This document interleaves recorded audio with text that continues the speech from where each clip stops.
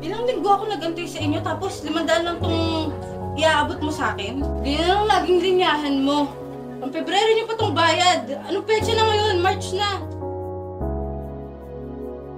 Deserve mo yan dahil ang galing mo.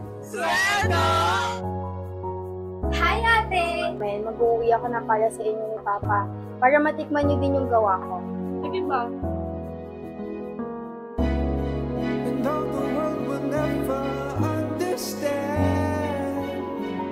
Parang alam mo yung ginawa ni ate. Bukas ang pinto mo, lumayas ka!